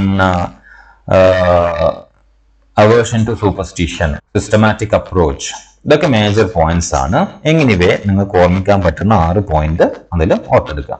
അപ്പം ക്വസ്റ്റ്യൻസ് ഇങ്ങനെയായിരിക്കും: what is mean by scientific attitude, അല്ലെങ്കിൽ scientific temper, what are the major components അല്ലെ എന്നുള്ളതായിരിക്കും. അല്ലെങ്കിൽ mention different attributes of scientific attitudes, ഇങ്ങനെയുള്ള ചോദ്യങ്ങളായിരിക്കും ഉണ്ടാവുക. 2 മാർക്കിനോ 5 മാർക്കിനോ ഉണ്ടാവും. 2 മാർക്കിനോ ചോദിക്കുന്നതാണെങ്കിൽ ഡിഫൈൻ സയന്റിഫിക് ആറ്റിറ്റ്യൂഡ് എന്നോ എക്സ്പ്ലെയിൻ സയന്റിഫിക് ആറ്റിറ്റ്യൂഡ് എന്നോ അല്ലെങ്കിൽ സയന്റിഫിക് ആറ്റിറ്റ്യൂഡ് എന്ന് വെറുതെ ഒരു ടേം അവിടെ റെപ്രസെന്റ് ചെയ്തിട്ടായിരിക്കും ഉണ്ടാവുക. അപ്പൊ അങ്ങനെ വരുമ്പോൾ നിങ്ങൾ ഡിഫൈൻ ചെയ്ത് കാർഡിനൽ പോയിന്റ്സ് പറഞ്ഞ് കുറച്ച് ആട്രിബ്യൂട്ട്സും കൂടെ, മേജർ ആട്രിബ്യൂട്ട്സും കൂടെ മെൻഷൻ ചെയ്താൽ മതി. 5 മാർക്കിനാണെങ്കിൽ ഞാൻ ഈ പറഞ്ഞ കണ്ടന്റ് കംപ്ലീറ്റ് ആയിട്ട് മിനിമം 6 ആട്രിബ്യൂട്ട്സ് ഡിസ്കസ് ചെയ്യാം. ക്ലിയർ ആണല്ലോ? So that's about scientific attitude. ഇനി അതിൽ നമ്മൾ പഠിക്കുന്ന വേറൊരു സംഗതി എന്ന് പറയുന്നത് എംപിറിസിസം ആണ്. ഓക്കെ, അപ്പം റാഷണാലിസവും എംപിറിസിസം ഒരു കോൺട്രാഡിക്ടറി ആയിട്ടുള്ള സംഗതിയാണ്. രണ്ടും കൂടെ ചേരുന്നിടത്താണ് എന്ത് വരുന്നത്? സയൻസ് എന്ന് പറയുന്ന ഒരു ആസ്പെക്ട് വരുന്നത്. അപ്പം എംപിറിസിസം എന്ന് പറഞ്ഞാൽ ഇതിന്റെ ഡെഫിനിഷൻ കൃത്യമായിട്ട് നിങ്ങൾ നോക്കി വെക്കുക. It is the philosophical doctrine related to the pursuit of knowledge through observation and experimentation. അതായത് നമ്മൾ നോളജ് ഗെയിൻ ചെയ്യേണ്ടത് ഒബ്സർവേഷനിൽ കൂടെയും എക്സ്പെരിമെന്റേഷനിൽ കൂടെയുമാണ് എന്ന് പറയുന്നതിനെയാണ് നമ്മൾ എംപിറിസിസം എന്ന് പറയുന്നത്. ഓക്കെ, ഇതിന്റെ മേജർ കാർഡിനൽ പോയിന്റ്സ് 3 ഇത് 3 കൃത്യമായിട്ട് വായിക്കും. അപ്പൊ നിങ്ങൾ എപ്പോഴും എംപിറിസിസം ചോദിച്ചു കഴിഞ്ഞാൽ ഈ 3 പോയിന്റ് കൃത്യമായിട്ട് പറഞ്ഞിരിക്കണം, അല്ലെങ്കിൽ അത് ഇൻകംപ്ലീറ്റ് ആണ്. ഞാൻ നേരത്തെ പറഞ്ഞ പോലെ philosophical doctrine related to pursuit of knowledge through observation and experimentation മാത്രം എഴുതി കഴിഞ്ഞാൽ 1/2 മാർക്കേ കിട്ടുള്ളൂ, 2 മാർക്കിന്റെ ചോദ്യമാണെങ്കിൽ. മറിച്ച് ഈ കാർഡിനൽ പോയിന്റ്സും കൂടെ വരുമ്പോഴാണ് എംപിറിസിസം എന്താണ് എന്ന് കൃത്യമായിട്ട് നമ്മൾ മനസ്സിലാക്കുന്നത്. ഒന്നാമത്തെ എന്താണ്? Knowledge is founded on experience. എക്സ്പീരിയൻസിന്റെ ബേസിലാണ് നോളജ് ക്രിയേറ്റ് ചെയ്യപ്പെടുന്നത്. അതായത് തീ തൊട്ടാൽ പൊള്ളും ഒന്ന് നമ്മൾ എങ്ങനെ മനസ്സിലാക്കുന്നത്? തീനെ ആരെങ്കിലും തൊട്ടിട്ടുണ്ടാവും അല്ലെ, ആരെങ്കിലും തൊട്ടപ്പം അവരുടെ കൈ പൊള്ളിയിട്ടുണ്ടാവും. അതിന്റെ ബേസിലാണ് തീ തൊട്ടാൽ പൊള്ളും എന്ന് മനസ്സിലാക്കുന്നത് എന്നതിനെയാണ് നമ്മൾ ഈ knowledge is founded on experience എന്ന് പറയുന്നത്. തേനീച്ച കുത്തിയ വേദന എടുക്കും, കുറെ തേനീച്ച കുത്തിയ ചത്തുപോകും എന്ന് പറയുമ്പോൾ എന്താണ് അല്ലെ? എക്സ്പീരിയൻസിന്റെ ബേസിലാണ് അല്ലെ. ഒരാളെ കുത്തി, അയാളെ കൈ സ്വെല്ല് ചെയ്തു, അയാൾക്ക് നല്ല പെയിൻ ഉണ്ടായി എന്നതിന്റെ ബേസിലാണ് നമ്മളത് പറയുന്നത്. അല്ലെങ്കിൽ ഒരു കൂട്ടം തേനീച്ചകൾ ഒരാളെ കുത്തിയപ്പോൾ അയാൾ തട്ടിപ്പോയി, ആ ഒരു പ്രീവിയസ് എക്സ്പീരിയൻസിന്റെ ബേസിലാണ് നമ്മളത് പറയുന്നത്. തേനീച്ച കുത്തിയാൽ അപകടമാണ് എന്നുള്ളത്. അപ്പം അതാണ് knowledge is founded on experience എന്ന് പറയുന്ന concept. Sense experience is the only source of knowledge. ഇവിടെയാണ് റാഷണാലിസവും എംപിറിസിസവും തമ്മിൽ കോൺട്രാഡിക്ടറി ആവുന്നത്. അതായത് എന്ത് സാധനമാണെങ്കിലും നമ്മൾ നോളജ് ആയിട്ട് കൺസിഡർ ചെയ്യണമെങ്കിൽ you have to experience using your sense. Okay, നിങ്ങൾ എക്സ്പീരിയൻസ് ചെയ്തിട്ട് തന്നെ ഒരാളായിരിക്കും, അല്ലെങ്കിൽ നിങ്ങൾ അടുത്ത ആൾ എക്സ്പീരിയൻസ് ചെയ്ത് തന്നെ ആയിരിക്കണം, എന്നാലേ പറ്റുള്ളൂ എന്ന് പറയുന്നതാണ്. ഓക്കെ, അത് പോസിബിൾ അല്ല. നമുക്ക് വസ്തുതകളെ ബേസ് ചെയ്തിട്ട്, സയന്റിഫിക് ആസ്പെക്ട്സിനെ ബേസ് ചെയ്തിട്ട് നമുക്ക് പ്രെഡിക്റ്റ് ചെയ്യാൻ വേണ്ടിയിട്ട് പറ്റും. ഫോർ എക്സാമ്പിൾ എടുക്കുകയാണെങ്കിൽ ഇവിടുന്ന് ചന്ദ്രനിലേക്ക് നേരെ പോകാൻ പറ്റൂല, കറങ്ങി കറങ്ങി ഓർബിറ്റിലേക്ക് പതിയെ കയറിയിട്ട് മാത്രമേ ലാൻഡ് ചെയ്യാൻ വേണ്ടിയിട്ട് പറ്റുള്ളൂ എന്നത് ആരും പോയി പ്രൂവ് ചെയ്തിട്ടല്ല, മറിച്ച് എന്താണ് സയന്റിഫിക് ബേസ്ഡ് ആയിട്ടുള്ള കാൽക്കുലേഷനെ ബേസ് ചെയ്തിട്ടാണ് ഫിസിക്സുകാർ അത് കണ്ടുപിടിച്ചത് അല്ലെ. ആസ്ട്രോണമി അത് ഡെവലപ്പ് ചെയ്തത് അങ്ങനെയാണ്, അല്ലാതെ അവിടെ പോയിട്ട് അളക്കാൻ വേണ്ടിയിട്ട് നമുക്ക് പറ്റില്ല. ഓക്കെ, അതെല്ലാം കാൽക്കുലേഷന്റെ ബേസിലാണ്. അപ്പൊ അങ്ങനെ ഒരു പ്രഡിക്ഷനാണ് റാഷണാലിസം എന്ന് പറയുന്നത്. അപ്പം റാഷണാലിസത്തിൽ അതും കൂടെ നോളജ് ആയിട്ട് കൺസിഡർ ചെയ്യും. പക്ഷേ എംപിറിസിസത്തിന്റെ കേസിൽ it is not a knowledge. നിങ്ങൾ എക്സ്പീരിയൻസ് ചെയ്യണം. അപ്പൊ അവിടെ പോകണം, അവിടെ പോകാൻ പറ്റാണ്ട് ആൾക്കാർ തിരിച്ചു വന്നാൽ അതെന്ത് ചെയ്യുള്ളൂ, അവിടെ പോകാൻ പറ്റില്ല എന്ന് നമുക്ക് പ്രൂവ് ചെയ്യാൻ വേണ്ടിയിട്ട് പറ്റുള്ളൂ. അപ്പൊ അങ്ങനെ ഒരു കൺസെപ്റ്റാണ് എംപിറിസിസം. അപ്പം അതൊരു ഓപ്പോസിറ്റ് ആണ്, കോൺട്രാഡിക്ടറി ആണ്. ലോജിക്കൽ തിങ്കിങ്ങിന് കോൺട്രാഡിക്ടറി ആണ് എന്ന് വെച്ച് കഴിഞ്ഞാൽ റാഷണാലിസത്തിന് അത് കോൺട്രാഡിക്ടറി ആയിട്ട് വരും. പക്ഷെ ഇതും ആസ്പെക്ട് ആണ്. ഓക്കെ, ഇതും സയൻസിന്റെ ആസ്പെക്ട് ആണെന്ന് മനസ്സിലാക്കാം. Sense experience is the only source of knowledge. Knowledge can be acquired only through experience. ഇപ്പം എക്സ്പീരിയൻസ് വഴി മാത്രമേ നോളജ് അക്യൂർ ചെയ്യാൻ വേണ്ടിയിട്ട് പറ്റും എന്നുള്ളതാണ് മൂന്നാമത്തെ കാർഡിനൽ പോയിന്റ് എന്ന് പറയുന്നത്. ഇതും റാഷണാലിസത്തിന് കോൺട്രാഡിക്ടറി ആണ്, പക്ഷെ എംപിറിസിസത്തിന്റെ കാർഡിനൽ പോയിന്റ്സിൽ ഒന്നാണ്. ഈ 3 പോയിന്റ് നിങ്ങൾ കൃത്യമായി മനസ്സിലാക്കണം. എംപിറിസിസവും റാഷണാലിസവും ചേരുന്നതാണ് സയൻസ് എന്നുള്ളത് മനസ്സിലാക്കുകയും വേണം. So as per the empiricism, knowledge represents what can be perceived by senses and reject whatever which cannot be perceived. Okay, which cannot be tested or verified. അതിനാണ് നമ്മൾ എംപിറിസിസം എന്ന് പറയുന്നത്. എംപിറിസിസത്തിന്റെ കേസിൽ നോളജ് എന്ന് പറയുന്നത് സെൻസ് വഴി എടുക്കാൻ വേണ്ടി പറ്റുന്നത് മാത്രമാണ്. സെൻസ് വഴി എടുക്കാൻ പറ്റാത്തൊക്കെ, അല്ലെങ്കിൽ ടെസ്റ്റ് ചെയ്യാൻ പറ്റാത്ത, വെരിഫൈ ചെയ്യാൻ പറ്റാത്തൊക്കെ എന്ത് ചെയ്യും, റിജക്ട് ചെയ്യപ്പെടും. So it advocates observation-based inductive reasoning and formulations of experimentally testable hypotheses and the theories. Okay, അപ്പം നമുക്ക് പ്രൂവ് ചെയ്യാൻ വേണ്ടി പറ്റണം. ഇപ്പം ഒബ്സർവേഷൻ ബേസ്ഡ് ആയിട്ടുള്ള ഇൻഡക്റ്റീവ് റീസണിങ് നടത്തി അതിന്റെ ബേസിൽ ഒരു ഹൈപ്പോത്തസിസ് ഫോർമുലേറ്റ് ചെയ്യുന്നു. ആ ഹൈപ്പോത്തസിസിനെ നമ്മൾ എക്സ്പെരിമെന്റലി പ്രൂവ് ചെയ്യാൻ വേണ്ടിയിട്ട് പറ്റണം. അപ്പൊ അങ്ങനെയാണെങ്കിലാണ് അത് എംപിറിസിസം ആവുന്നത്. ആൻഡ് ഞാൻ പറഞ്ഞു, എംപിറിസിസം ഈസ് കോൺട്രാക്ടിങ് റാഷണാലിസം. എന്തുകൊണ്ടാണ്? എംപിറിസിസം എന്ന് പറയുന്നത് draws knowledge from experience only. അതേസമയം റാഷണാലിസം എന്ന് പറയുന്നത് എന്താണ്? It's based on reasoning also. Experience ഉണ്ട്, അതേസമയം റീസണിങ് കൂടെ അവിടെ പോസിബിലിറ്റി ഉണ്ട്. അപ്പം ഈ ഒരു കമ്പാരിസണും കൂടെ നിങ്ങൾ ഉണ്ടാവണം. എംപിറിസിസം എന്ന് പറയുന്നത് റിപ്പീറ്റഡ് ആയിട്ട് 2 മാർക്കിന് ചോദിക്കുന്ന ചോദ്യമാണ്. അപ്പൊ 2 മാർക്കിനും ചോദിക്കുമ്പോൾ ഈ ഒരു കൺസെപ്റ്റ് നിങ്ങൾ ഇവിടം വരെയുള്ളത് നിർബന്ധമായിട്ടും എഴുതിയിരിക്കണം. നിങ്ങൾ മാർക്ക് തീരെ നഷ്ടപ്പെടാതിരിക്കാൻ വേണ്ടിയിട്ടാണ് നമ്മൾ ഈ ഒരു ആസ്പെക്ട് പറയുന്നത്. അപ്പം എക്സ്പെരിമെന്റ് വഴി ആക്സെപ്റ്റ് ചെയ്യാൻ പറ്റുന്നത് മാത്രമേ എടുക്കുകയുള്ളൂ, ബാക്കിയൊക്കെ റിജക്ട് ചെയ്യും. ഇത് റാഷണാലിസത്തിന് കോൺട്രാഡിക്ടറി ആണ്. എന്തുകൊണ്ടെന്നാൽ rationalism include reasoning, empiricism include only experiments experience. Okay, അപ്പൊ ആ ഒരു ആസ്പെക്റ്റും കൂടെ ഡിസ്കസ് ചെയ്ത് കഴിഞ്ഞാൽ കംപ്ലീറ്റ് മാർക്ക് നിങ്ങൾക്ക് സ്കോർ ചെയ്യാൻ വേണ്ടിയിട്ട് പറ്റും. അപ്പം ഇത്രയാണ് എംപിറിസിസത്തിനെ കുറിച്ച് പറയാനുള്ളത്. ഇനി നമുക്കുള്ളത് സയന്റിഫിക് ഡിസിപ്ലിൻസ് ആണ്. സയൻസ് ഡിസിപ്ലിൻസ് എന്ന് പറയുന്നത് ഇത് സാധാരണയായിട്ട് ക്വസ്റ്റ്യൻസ് വരാറില്ല, പക്ഷെ എന്നാലും വന്നു കഴിഞ്ഞാൽ ആൻസർ ചെയ്യാനേ ഉള്ളൂ. ഇത് എന്താണ് എന്ന് നിങ്ങൾ ജസ്റ്റ് മനസ്സിലാക്കി വെച്ചാൽ മതി. സയൻസ് ഡിസിപ്ലിൻ എന്താണല്ലോ. ഇതിന്റെ നെക്സ്റ്റ് ലെവലായിട്ടുള്ള ഇന്റർ ഡിസിപ്ലിനറി അപ്രോച്ച് എന്ന് പറയുന്നത് 2 മാർക്കിന് ചോദിക്കാം. പക്ഷെ സയൻസ് ഡിസിപ്ലിൻസ് എന്ന് പറയുന്നത് 2 ക്വസ്റ്റ്യൻസ് വരുന്നതല്ല, പക്ഷെ നിങ്ങൾ മനസ്സിലാക്കേണ്ട സംഗതിയാണ്. എന്താ സയൻസ് ഡിസിപ്ലിൻ എന്ന് പറഞ്ഞു കഴിഞ്ഞാലോ? So simply they are the different branches of or field of science. അതിനാണ് നമ്മൾ പറയുന്നത് അല്ലെ. ഫിസിക്സ് ഉണ്ട്, കെമിസ്ട്രി ഉണ്ട്, മാത്സ് ഉണ്ട്, ബയോളജി ഉണ്ട്, അങ്ങനെയുള്ള ഡിഫറെന്റ് ഫീൽഡ് ഓഫ് സയൻസിനെയാണ് നമ്മൾ സയൻസ് ഡിസിപ്ലിൻസ് എന്ന് പറയാം. അപ്പൊ ഒരു ബ്രോഡ് ആസ്പെക്റ്റിൽ നമ്മൾ ഡിസ്കസ് ചെയ്യുകയാണെങ്കിൽ നമുക്ക് പറയാം there is pure science and there is applied science. Pure science എന്ന് പറയുന്നത് it is principles behind everything. അതിനെയാണ് നമ്മൾ പ്യുവർ സയൻസ് എന്ന് പറയുന്നത്. അപ്പൊ കൺസേൺഡ് ഫാക്ട് ആൻഡ് പ്രിൻസിപ്പിൾസ് ആണ് പ്യുവർ സയൻസ്. ആ ഫാക്ടിനെയും പ്രിൻസിപ്പിളിനെയും ബേസ് ചെയ്തുകൊണ്ട് നമ്മൾ എന്തെങ്കിലും ചെയ്യുകയാണെങ്കിൽ അതിനെയാണ് നമ്മൾ അപ്ലൈഡ് സയൻസ് എന്ന് പറയുക. So practical applicability of the facts and principles of basic science, അതാണ് എന്ത് അപ്ലൈഡ് സയൻസ് എന്ന് പറയുന്നത്. ഓക്കെ, അപ്പം രണ്ട് ബ്രോഡ് ആസ്പെക്ട് ഉണ്ട്, ബേസിക് സയൻസും അപ്ലൈഡ് സയൻസും. Concerned with facts and principle ആണ് ബേസിക് സയൻസ് എന്ന് പറയുന്നത്. അപ്ലൈഡ് സയൻസ് എന്ന് പറയുന്നത് രണ്ടേ കുടുങ്ങിയിട്ടുണ്ട്. ഓക്കെ, ഒരേ മാത്രമേ ഉള്ളൂ. അപ്ലൈഡ് സയൻസ് എന്ന് പറയുന്നത് the facts and principles of sciences which are used for the applied of practical purposes, അതിനെയാണ് നമ്മൾ അപ്ലൈഡ് സയൻസസ് എന്ന് പറയുന്നത്. അത് എക്സാമ്പിൾസ് ആയിട്ട് നമുക്ക് ജസ്റ്റ് അറിയാവുന്നേ ഉള്ളൂ. ഫോർ എക്സാമ്പിൾ, അപ്പം നാവിഗേഷൻ എന്ന് പറയുന്ന ഒരു ടെക്നിക്ക് നമ്മൾ അപ്ലൈഡ് സയൻസിന്റെ പാർട്ടാണ്. അത് എന്തിനാണ് യൂസ് ചെയ്തേക്കുന്നത്? അപ്പം it is actually using the facts and principles of astronomy and mathematics. അപ്പം ആസ്ട്രോണമിനെയും മാത്തമാറ്റിക്സിനെയും ബേസ് ചെയ്തുകൊണ്ടാണ് നമ്മൾ നാവിഗേഷൻ എന്ന് പറയുന്ന ഒരു കൺസെപ്റ്റ് കൊണ്ടുവന്നത്. അപ്പം നാവിഗേഷൻ എന്ന് പറയുന്നത് അപ്ലൈഡ് സയൻസ് ആണ്. അതിലെ ആസ്ട്രോണമിയും മാത്തമാറ്റിക്സും എന്ന് പറയുന്നത് it's A pure science. Okay, അപ്പം ആനിമൽ ഹസ്ബൻഡറി എടുക്കുകയാണെങ്കിൽ, അല്ലെ, ആനിമൽ ഹസ്ബൻഡറി എന്ന് പറയുമ്പോൾ നമ്മൾ നമ്മുടെ ആവശ്യത്തിന് വേണ്ടിയിട്ട് ആനിമൽസിനെ ഉപയോഗിച്ചുകൊണ്ടുള്ള ആനിമൽസിൽ നിന്നുള്ള പ്രോഡക്റ്റ് നമ്മൾ ഡിറൈവ് ചെയ്തെടുക്കുക. അപ്പൊ അതാണ് ആനിമൽ ഹസ്ബൻഡറി എന്ന് പറയുന്നത്. So animal husbandry applied science ആണ്.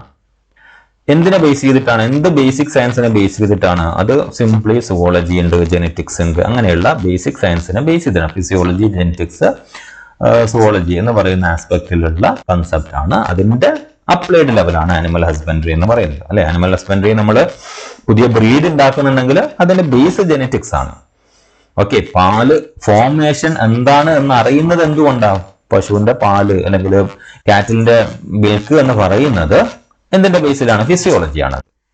ഓക്കെ, കാറ്റിൽ എന്ന് പറയുന്നത് എന്താണ്? സുവോളജിയാണ്. ഈ കാലിന്റെ പ്രൊഡക്ഷൻ കൂട്ടാൻ വേണ്ടി എന്ത് ചെയ്യണം എന്നുള്ളത് ജെനറ്റിക്സ് ആണ്. അപ്പം അത് ബേസിക് പ്രിൻസിപ്പിളും ഫാക്ട് എവിടെയാണ് കിടക്കുന്നത്? ബേസിക് സയൻസിലാണ്. അതിന്റെ ആപ്ലിക്കേഷൻ ലെവലാണ് ആനിമൽ ഹസ്ബൻഡറി എന്ന് പറയുന്നത്. നൗ ഹോർട്ടിക്കൾച്ചർ ആൻഡ് അഗ്രികൾച്ചർ, അത് ബോട്ടണിയുടെയും ഓക്കെ ഫിസിയോളജി, ജെനറ്റിക്സ്, ഇങ്ങനെയുള്ള പല ബേസിക് സയൻസിന്റെയും ആസ്പെക്ട്. അപ്പോൾ ഏതെങ്കിലും ഒരു എക്സാമ്പിൾ നിങ്ങൾ എക്സാമിന് ചോദിച്ചു കഴിഞ്ഞാൽ വളരെ കുറവ് ചാൻസുകൾ 0 എന്ന് തന്നെ പറയും. പക്ഷെ എന്നാലും എന്തെങ്കിലും ഒന്ന് പറയുന്നതിന് കുഴപ്പമില്ലല്ലോ. ഇനി സബ്ജക്റ്റീവ് ഡിസ്ക്രിപ്ഷൻ ബേസ് ചെയ്തിട്ട് നമുക്ക് സയൻസ് ഡിസിപ്ലിൻ ഒരുപാടാക്കി തിരിക്കാൻ വേണ്ടിയിട്ട് പറ്റും. ആൻഡ് നമുക്കത് ഡിസ്കസ് ചെയ്യാന്ന് പറയുന്നത് ബിയോണ്ട് ദ സ്കോപ്പ്, അല്ലെ, ഈ സിലബസിന്റെ സ്കോപ്പിനും അപ്പുറത്താണ്. അപ്പം അതുകൊണ്ട് നമുക്കത് ഡിസ്കസ് ചെയ്യേണ്ട കാര്യമില്ല, എക്സാമിന് എഴുതേണ്ട കാര്യമില്ല.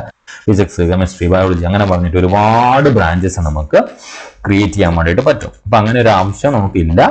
നിങ്ങൾ ഇത്രയും കണ്ടന്റ് അറിഞ്ഞാൽ മതി. ഓക്കെ, 2 മാർക്കിന് ചോദിക്കുകയാണെങ്കിൽ മാത്രം. So there is no possible questions, just understand the concept. അഥവാ ചോദിച്ചു കഴിഞ്ഞാൽ നിങ്ങൾക്ക് ഈ കൺസെപ്റ്റ് മനസ്സിലാക്കിയിട്ടുണ്ടെങ്കിൽ നമുക്ക് എഴുതാൻ വേണ്ടി പറ്റുന്നേ ഉള്ളൂ. നൗ ഇന്റർ ഡിസിപ്ലിനറി അപ്രോച്ച് ആണ് അടുത്ത ഒരു കൺസെപ്റ്റ് എന്ന് പറയുന്നത്. അതായത് ഈ മൊഡ്യൂളിലെ ലാസ്റ്റ് കൺസെപ്റ്റ് എന്ന് പറയുന്നത് ഇന്റർ ഡിസിപ്ലിനറി അപ്രോച്ച് ആണ്. എല്ലാ കാര്യം ഇന്റർ ഡിസിപ്ലിനറി ആണ്, അല്ലെ. കാരണം വെച്ച് കഴിഞ്ഞാൽ എന്താ ഇന്റർ ഡിസിപ്ലിനറി? ഒരു സയൻസ് പാർട്ടിനും അല്ലെങ്കിൽ സയൻസ് ഡിസിപ്ലിനും ഇൻഡിപെൻഡന്റ് ആയിട്ടുള്ള എക്സിസ്റ്റൻസ് ഇല്ല. ഓക്കെ, ഹ്യൂമൻ ബീയിങ് സുവോളജിയാണ്, അല്ലെ. വാക്കിംഗ് ഓഫ് ഹ്യൂമൻ ബീയിങ്സ് അല്ലെങ്കിൽ ഫ്ലൈയിങ് ഓഫ് ബേർഡ്സ്, ബേർഡ് സുവോളജിയാണ്, ഹ്യൂമൻ സുവോളജിയാണ്. ഫ്ലൈയിങ് ഓഫ് ബേർഡ്സ് എന്ന് പറയുന്നതും അതുപോലെ തന്നെ വാക്കിംഗ് ഓഫ് ഹ്യൂമൻ ബീയിങ്സ് എന്ന് പറയുന്നതും അത് സുവോളജി അല്ല. Okay, it's a different branch. അപ്പൊ അതുകൊണ്ട് ഈ ഒരു അപ്രോച്ചിനെയാണ് നമ്മൾ ഇന്റർ ഡിസിപ്ലിനറി അപ്രോച്ച്. ഒരു സയൻസ് ഫീൽഡിനും ഇൻഡിപെൻഡന്റ് ആയിട്ടുള്ള എക്സിസ്റ്റൻസ് ഇല്ലാണ്. So let us see, interdisciplinary approach is the incorporation of various science disciplines to study, research and derive a conclusion about a particular scientific phenomenon. Clear ആണല്ലോ? ഒരു particular scientific ഫിനോമിനെ കുറിച്ച് പഠിക്കാൻ വേണ്ടിയിട്ട് സയൻസിന്റെ different ഡിസിപ്ലിൻസിനെ okay connect ചെയ്യുന്നതിനെയാണ് നമ്മൾ interdisciplinary approach എന്ന് പറയുന്നത്. ആ ഒരു ഡെഫിനിഷൻ നിങ്ങൾ കൃത്യമായി മനസ്സിലാക്കി പഠിച്ചു വെക്കുക. ഓക്കെ, അപ്പോൾ the different disciplines of science are never mutually exclusive. അതാ പറഞ്ഞ ഞാൻ ഇൻഡിപെൻഡന്റ് ആയിട്ടുള്ള എക്സിസ്റ്റൻസ് ഇല്ല എന്നുള്ളത്. But are interdependent and interrelated. Interdependent and interrelated. So for studying one of them, the application of some others is essential. Is essential. Okay, so thus every discipline of science is in fact method-based and multidisciplinary branch, and studying it requires an interdisciplinary or multidisciplinary approach. അപ്പോൾ നമ്മൾ ഏതൊരു കാര്യം നമ്മൾ പഠിക്കുന്നുണ്ടെങ്കിലും അതിൽ ഒന്നിൽ കൂടുതൽ science disciplines involve ആയിരിക്കും എന്നത് മനസ്സിലാക്കിയാൽ മതി. അങ്ങനെ ഉള്ളതിനെയാണ് നമ്മൾ, അങ്ങനെയുള്ള ഒരു ആസ്പെക്റ്റിനെയാണ് നമ്മൾ ഇന്റർഡിസിപ്ലിനറി അപ്രോച്ച് എന്ന് പറയുന്നത്. അപ്പൊ നമുക്ക് എക്സാമ്പിൾസ് ആയിട്ട് നമ്മൾ ഈ പഠിച്ചുകൊണ്ടിരിക്കുന്ന പേപ്പർ തന്നെ പറയാം. ബയോ ഇൻഫോർമാറ്റിക്സ് അല്ലെ, മെത്തഡോളജി ബയോസ്റ്റഡി ബയോ ഇൻഫോർമാറ്റിക്സ് ആണ് ഈ പേപ്പർ. അതിൽ മെത്തഡോളജിയാണ് നമ്മൾ ഡിസ്കസ് ചെയ്തുകൊണ്ടിരിക്കുന്നത്. അപ്പം ബയോ ഇൻഫോർമാറ്റിക്സ് എന്ന് പറയുന്നത് എന്താണ്? It's a combination of information science or informatics and biology അല്ല, combination of biology and informatics ആണ്. അപ്പം ബയോളജി തന്നെ ബയോടെക്നോളജി എന്ന് പറയുന്ന ബ്രാഞ്ച് ആണ് അവിടെ ഇമ്പോർട്ടന്റ് ആയിട്ട് വരുന്നത്. ഇനി biological science is intimately associated with chemistry, physics, mathematics etcetera. അപ്പൊ അതിന്റെ ഒരു റിസൾട്ട് ആണ്, അതൊരു ഇന്റർഡിസിപ്ലിനറി അപ്രോച്ച് ആയിട്ട് വരുമ്പോഴാണ് നമ്മൾ ബയോ ഫിസിക്സ്, ബയോ കെമിസ്ട്രി അല്ലെ, ബയോ സ്റ്റാറ്റിസ്റ്റിക്സ് എന്ന് പറഞ്ഞിട്ട് ഒരു ഇന്റർഡിസിപ്ലിനറി ലേണിംഗ് മൊഡ്യൂൾസ് നമ്മൾ ക്രിയേറ്റ് ചെയ്യപ്പെടുന്നത്. ഓക്കെ, അപ്പം ഒരു സയൻസിനും ഇൻഡിപെൻഡന്റ് ആയിട്ടുള്ള എക്സിസ്റ്റൻസ് ഇല്ല. They are connected to each other. ഒരു കാര്യം നമ്മൾ പഠിക്കുന്നുണ്ടെങ്കിൽ അതിൽ ഒന്നിൽ കൂടുതൽ സയൻസ് ഡിസിപ്ലിൻസ് ഇൻവോൾവ് ആയിരിക്കും. ഓക്കെ, അതാണ് ഇന്റർഡിസിപ്ലിനറി അപ്രോച്ച് എന്ന് പറയുന്നത്. 2 മാർക്കിന് ചോദിക്കാവുന്നേ ഉള്ളൂ, കാര്യമാക്കണ്ട. Okay, so explain about interdisciplinary approach എന്നായിരിക്കും ചിലപ്പോൾ ചോദ്യം.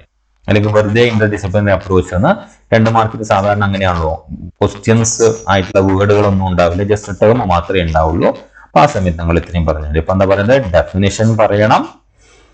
ഓക്കെ, ഒരു എക്സാമ്പിൾസ് ആയിട്ട് കാര്യങ്ങൾ മെൻഷൻ ചെയ്യണം. ഇത്രേ ചെയ്യേണ്ടുള്ളൂ.